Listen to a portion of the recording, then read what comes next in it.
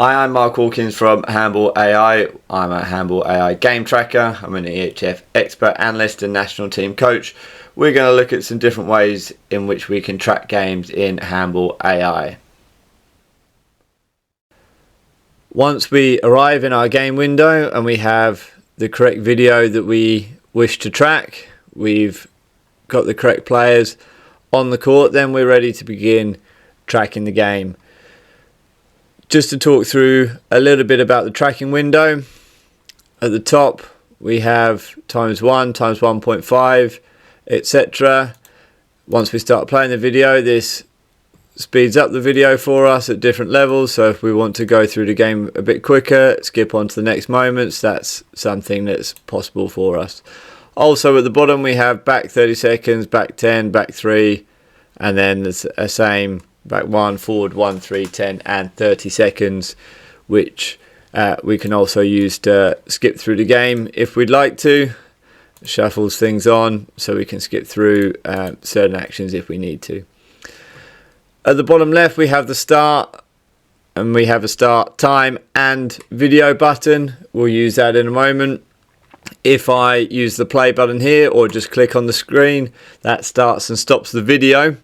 You'll see at the top there's a warning message saying the video is running but the game time is not, and you can see at the top here we have the video time that is running. That shows that our video is moving but the game time is still 00, and we at this point we could still track an event but it wouldn't be linked to any point in the video. So if we go back to the beginning, we press play on the video, we get to the moment where the game is about to begin. We can see here with the referee signal that the game begins. Then we press the start button. It'll bring us up a prompt to ask us which team started the game. In this case, Georgi. And then you can see that at the moment I pressed the button, the game time was rolling and a little bit behind the video time. This now means that we're okay to track, and our time will be synced to the time on the clock and to the time that the actions happened in the game. So if we go back and we start looking at tagging some events, you can see here a centre cross and a shot. To track this, we start by clicking the button of the player who's involved in the action. So it's number 8 for Georgi. Click on the video, then that will bring up the game system. So first off we pick which of the phases of the game. In this instance it was a positional attack. The result was a save. Happened towards the bottom right hand corner. Shot from left 9 meters. Then if it was a goal we could look at which player assisted the action, and here we can look at whether there was any crossing actions. So here we had a playmaker cross, any different pressing situations, transition game, and the type of shot, which in this case was a jump shot. And we click save, and then we can see our first event of the game. Well, our first event was the start of the match, but the second event was a save from the shot from Georgi here. Press the button again. If there were any attack defense substitutions, we can see here there was one.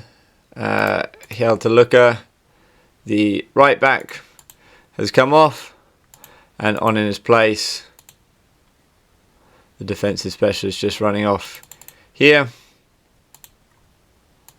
So we would change these players over to signify that he was on the court, and then we can tag the action here. So Nicholas Kirkaluka,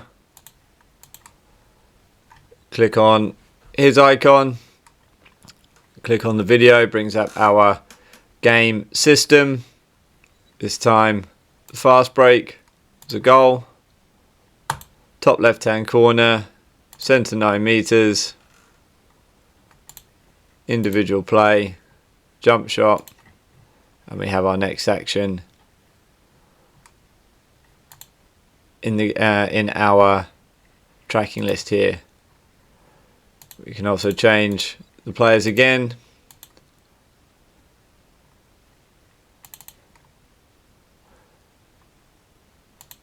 Then as we continue going, so in an event there, counter goal, so after Flensburg had scored, it was a lost ball.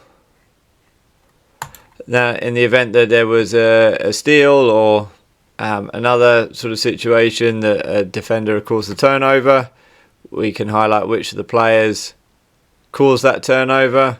You see where on the court it happened, which system it was. The wing player was running in there, so we can still say that it's a wing transition. And then we're back again into the action. So this time here, Flensburg with 2 line players. Okay, foul on the fast break. Lasse Muller. Fast break. Fouled. And we can see in that situation there, the foul. We can add in which defender made the foul. Number 7 from Georgi. Middle of the court. This time with 2 line players. It's 4-2 formation. And then we can save our situation. Again, we see the attack defense substitution from Georgi. We can change them over. And Flensburg as well now. Changing Lucas Jönsson with Jim Godfredson.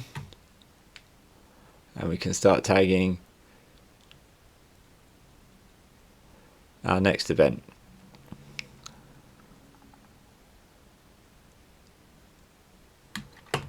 In here, tag our player, position attack, goal, bottom left hand corner, from 7 to 9 metre, that time we have French, Hugo, jump shot,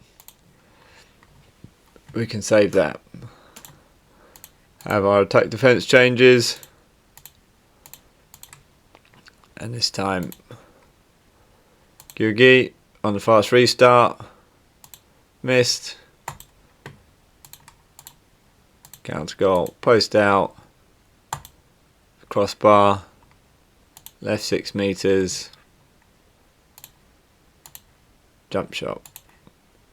If we realised we'd made a mistake at any point, we could look to make a correction. So if we said Lucas Jönsson on a fast break had been fouled by the defender, sent to 9 metres, 4-2 formation, and then we realised it was in fact Niklas Kirkeluga and not Lucas Jönsson, we could come back to our edit button, the middle one of the 3 here, click on this, and it brings up our edit event box.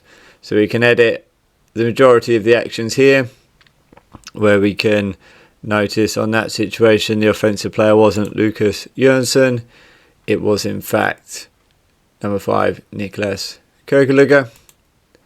So as we press save, then we notice here that is adjusted.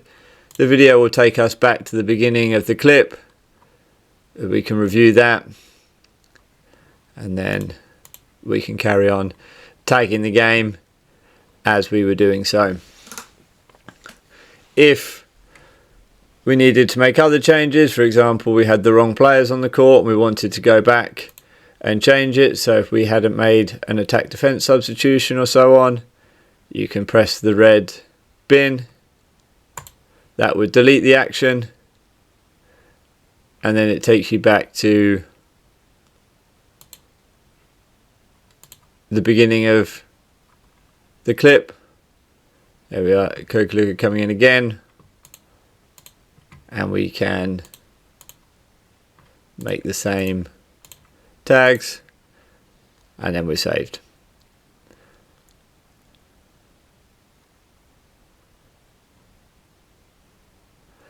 So at this point, if we imagine we'd reached the end of the first half, we reached the 30-minute mark, then we can press the end first half button,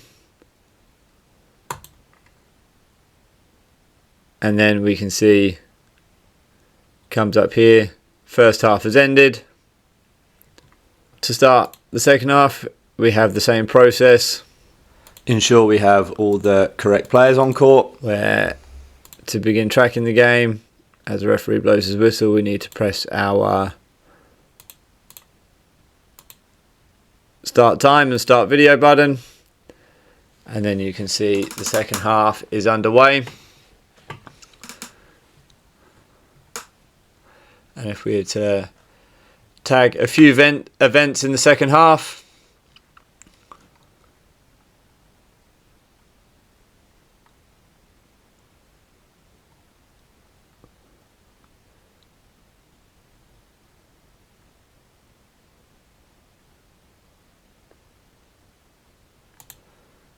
so we've got quite a complex event here. If you want to use the back and forth tools to refresh your memory. So we have Gola has been awarded attacking foul, lost ball, attack fault against number 4 from Georgi. We started off with French Hugo Barca, double cross, and then we can save that action there.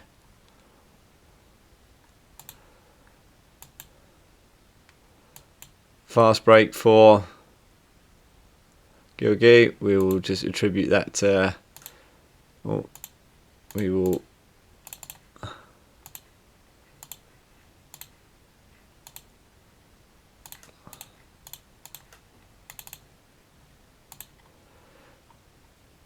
fast break number 21 scores direct fast break assist from number 8, and we can save that action. So we have a few events for us in the second half there. Now if we imagine we've completed our game, then we can press the end game button, and this will bring us back to our list of games completed in the competition, where we can see this is our game here, Flensburg versus Georgi. Obviously we only tracked a few events, so we can see the scoreline only says 2 goals to 1, whereas the full completed version was of course 35 goals to 29. If obviously we haven't completed the game, if we then realise we needed to go back and edit, we can press our 3 dots on the right of the screen here. If we do that, it brings up a menu and we can click the rollback option. If I click this, I can go to revert to a few different areas of the game. The last 5 events, so that will take us back to, for a completed game, maybe a few minutes from the end of the game, so I can redo the last 5 events or more until the first half. Means we'd go back to the half time in the game, and then I can start retagging, or a full reset takes us all the way back to the beginning. For this one I'm going to go back to until the first half. This will reopen the game, and you can see it changes from the scoreline, the green scoreline, and the what would be the green ready button to saved. So it means that then I can click on this button again, continue tracking, reopen the game, and it takes me back to the beginning of the second half. So as we can see in our video here, it says first half end. So we've deleted the events that happened in the second half, and we've gone back to our scoreline 2-0, which was our faux half-time score from the 8 events that we tracked in the first half, and then it means I can retrack the second half of the game. So if we just go back a little bit further to the beginning of the second half, then you can see second half, the game time is 0.